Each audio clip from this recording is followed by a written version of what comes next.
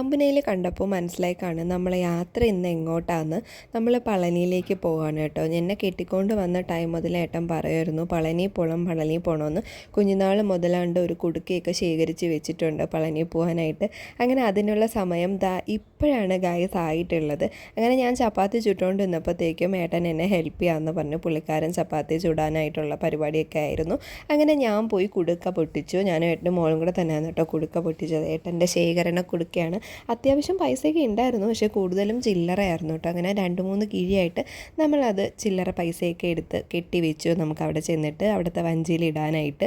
പിന്നെ പാക്ക് ചെയ്ത് വെച്ചിരുന്ന എല്ലാ സാധനങ്ങളും മടക്കി വെച്ചിരുന്നതൊക്കെ ഞാൻ ബാഗിനകത്തോട്ട് പാക്ക് ചെയ്യാണ്. ഇന്ന് രാത്രിയാണ് ട്രെയിന്. രാത്രിയത്തെ ട്രെയിനിന് കയറി വെളുപ്പിനെ അവിടെ എത്തും. പിറ്റേന്ന് വൈകിട്ട് ട്രെയിനിന് നമ്മൾ തിരിച്ചു വരുന്നു. അപ്പോൾ ഒറ്റ ദിവസത്തെ യാത്ര മാത്രമേ ഉള്ളൂ. അതുകൊണ്ട് ഒരുപാടൊന്നും നമുക്ക് പാക്ക് ചെയ്യാനൊന്നും ഇല്ലായിരുന്നു. അങ്ങനെ അതൊക്കെ പാക്ക് ചെയ്ത് വെച്ചിട്ട് ഞാൻ പിന്നെ ഏട്ടൻ ചുട്ട് വെച്ച ചപ്പാത്തി എടുത്ത് പൊതിഞ്ഞ് കെട്ടാൻ പോയി. നമ്മളെ വീട്ടിലെല്ലാവരും പൊതുവേ എവിടെ യാത്ര പോയാലും ഒരു നേരത്തെ ഫുഡ് കൊണ്ടുപോകാറുണ്ട്. കാരണം എല്ലാം പുറത്തൊന്നും വാങ്ങിക്കാറില്ല. അതുകൊണ്ട് തന്നെ എനിക്കും ആ ശീലം പാരമ്പര്യമായിട്ട് കിട്ടിയിരിക്കുകയാണ് ഗൈസ്. പാരമ്പര്യമില്ല, മിക്ക മലയാളികളും ഇങ്ങനെയാണെന്നാണ് എൻ്റെ ഒരു വിശ്വാസം.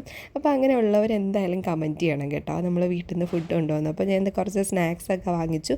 പിന്നെ 2 ബോട്ടിൽ വെള്ളം എടുത്തു. പിന്നെ നമുക്ക് 3 പേർക്കും കഴിക്കാനുള്ള ഫുഡ് ഞാനും ഏട്ടനും എൻ്റെ ബ്രദറും പിന്നെ മോളൂട്ടിയും കൂടെയാണ് കേട്ടോ പോകുന്നത്. അങ്ങനെ മാമിക്കുട്ടിക്ക് കുറുക്കൊക്കെ കൊടുത്തു.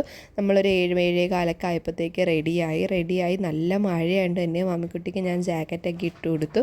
ജാക്കറ്റൊക്കെ ഇട്ട് നമ്മൾ 3 പേരും റെഡിയായി പോയിട്ടുണ്ട് കേട്ടോ. അപ്പോൾ നമ്മൾ ഇറങ്ങുന്ന ടൈമിൽ നല്ല മഴയുണ്ടായിരുന്നു. അപ്പോൾ മാമിക്കുട്ടി ഭയങ്കര എക്സൈറ്റ്മെൻറ്റിൽ ഇരിക്കുകയാണ്. അപ്പം നമ്മൾ ആട്ടോയ്ക്ക് വിളിച്ച് പോയിക്കൊണ്ടിരുന്നപ്പോഴത്തേക്ക് നല്ല മഴ പെയ്യുന്നുണ്ട്, പണി കിട്ടുമെന്നാണ് വിചാരിച്ചത്. അങ്ങനെ ആട്ടോയിൽ കയറി ഇരുന്നപ്പോഴായിരുന്നു മാമിക്കുട്ടി ഹരഹരോ ഹരഹരാന്ന് വിളിക്കുന്നുണ്ടായിരുന്നു കേട്ടോ. ഞാൻ കേൾപ്പിച്ചു തരാം.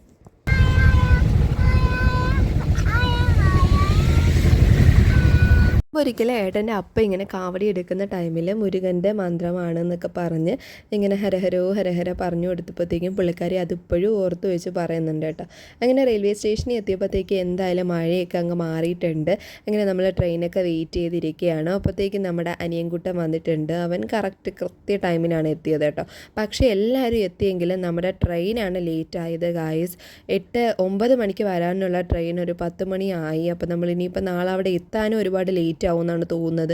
എന്തായാലും കുറേ നേരം മുഷിഞ്ഞിരുന്നുകൊണ്ട് തന്നെ മാമിക്കുട്ടിയുടെ സ്വഭാവമൊക്കെ മാറി ദേഷ്യമായി തുടങ്ങി. അവസാനം നമ്മുടെ ട്രെയിൻ വന്നു. നമ്മൾ അതിനകത്ത് കയറി കുറച്ച് കഴിഞ്ഞപ്പോഴത്തേക്ക് ഫുഡൊക്കെ കഴിച്ചു തുടങ്ങി കേട്ടോ. ഫുഡൊക്കെ കഴിച്ചു തുടങ്ങി. നമ്മൾ കയറിയ സമയത്ത് നമ്മുടെ ഒരു സീറ്റിൽ നമ്മൾ മാത്രമേ ഉണ്ടായിരുന്നുള്ളൂ. അങ്ങോട്ട് പോകുമ്പോൾ വേറെ ആൾ വരുമെന്നാണ് പറഞ്ഞത്. അപ്പോൾ എന്തായാലും അവരെയും വെയിറ്റ് ചെയ്തിരിക്കുകയാണ്. അങ്ങനെ ഫുഡൊക്കെ കഴിച്ച് റെഡിയായി. അപ്പോൾ ഇന്ന് ഈ ഒരു വീഡിയോ ഇത്രയേ ഉള്ളൂ. ഇതിൻ്റെ ബാക്കി വീഡിയോ നമ്മൾ അവിടെ എത്തിയതും അവിടുത്തെ വിശേഷങ്ങളും എല്ലാം പാർട്ട് 2 ആയിട്ട് ഞാൻ ഇടുന്നതായിരിക്കും. അപ്പോൾ നിങ്ങൾ വീഡിയോ ഫുള്ള് കണ്ട് ഇഷ്ടപ്പെടുകയാണെങ്കിൽ സപ്പോർട്ട് ചെയ്യാൻ മറക്കരുത്. Tata bye bye, see you, നാളെ കാണാം.